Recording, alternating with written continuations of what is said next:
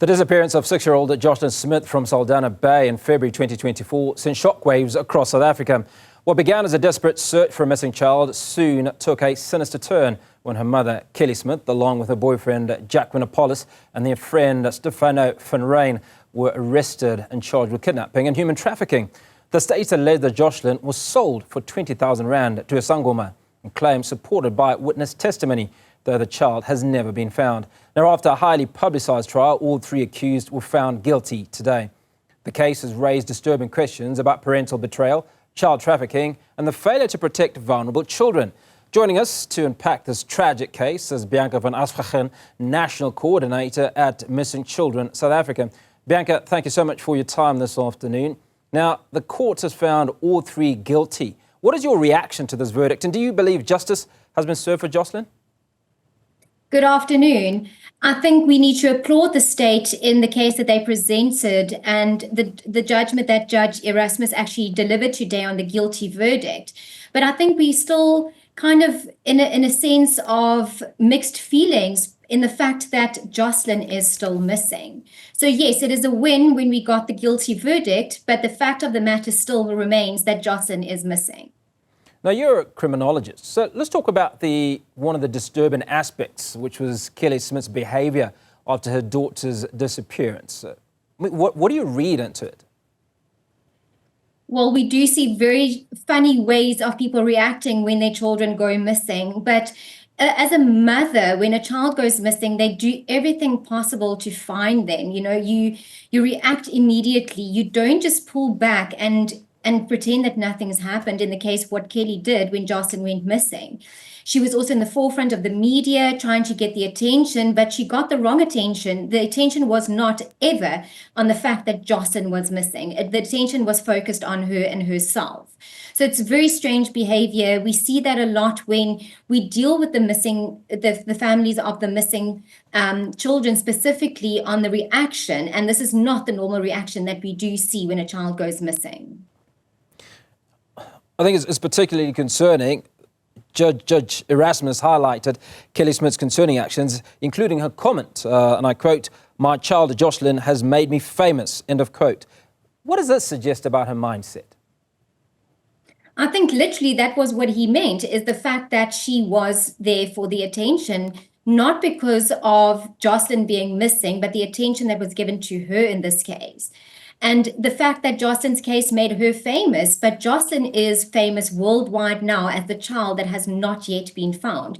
We actually compare this to the Madeleine McCain case of South Africa. I mean, Madeleine's been missing for many years, and currently she was the biggest case in the world of a missing child. And we look at Jocelyn's case, and it's very similar in the sense of the media attention that this case has gotten, but Kelly really wanted to get the attention on herself and not about her daughter being missing. So you draw a parallel to the Madeleine case, and as you say, it received worldwide attention. Just what is not being done, or what else can be done to find these missing children? Because it's highly concerning, and I'd imagine that this is just a drop in the ocean of the number of missing children, not just in South Africa, but across the globe. Definitely. The number of children going missing daily is quite concerning, and especially those children that have not yet been found.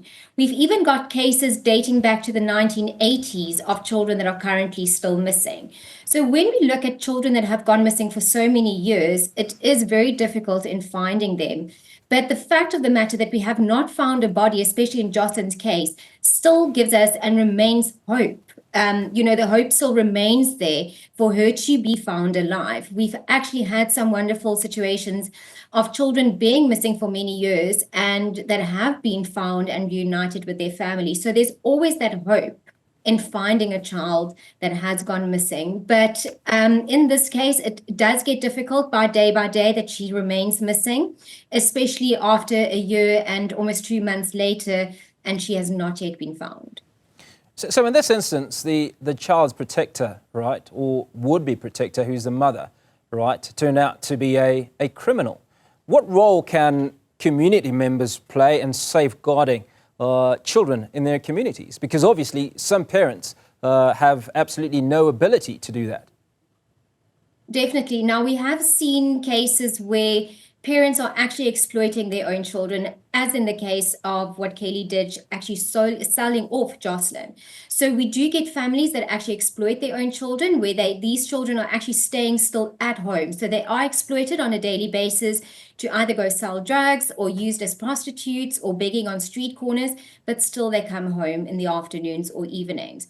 We ask the communities to please be vigilant. If you do see something suspicious, please report it to your nearest police station immediately so action can be taken. We need to take action and safeguard our children against these crimes that are happening.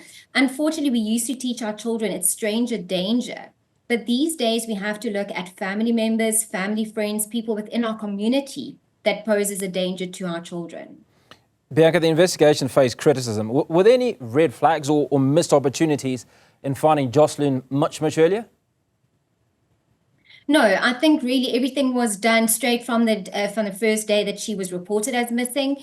We as an organization were involved from day one, and the investigation was done, and every stone was turned over and made sure that nothing was left behind.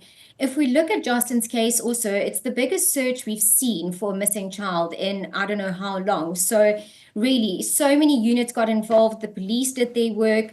We as organizations got involved to help. And unfortunately, just nothing was there for us to be able to say that, yeah, we found Jocelyn. And yeah, well, we're sitting here with the court case today with the judgment, but still, as I said, it still remains to the question, where is Jocelyn? Now, very quickly, Bianca, you argue that everything possible was done, except convince Joshlin Smith's mother and her duo of accomplices to tell them which Sangoma it was that they had sold Jocelyn to. So could more have been done in that regard? Well, I think that is the question that remains on everybody's lips at the moment is, could we have gotten her to speak? I think it's something that we cannot really tell at this point. I think we were all hoping that they might speak in court, that they might testify themselves and actually spill the beans to say how and where and when things happened and how they orchestrated things. But let's hope that that might be the next step when it comes to the sentencing and appealing of the case, that one of them might actually spill the beans to say what really happened and who they sold her to.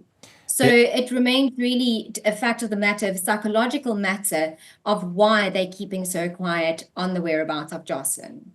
Bianca van Aswegen, National Coordinator and Criminologist of Missing Children, South Africa. Appreciate your time at this afternoon and confirming that just about everything was done except locate where the unfortunate Joshlin Smith's whereabouts are.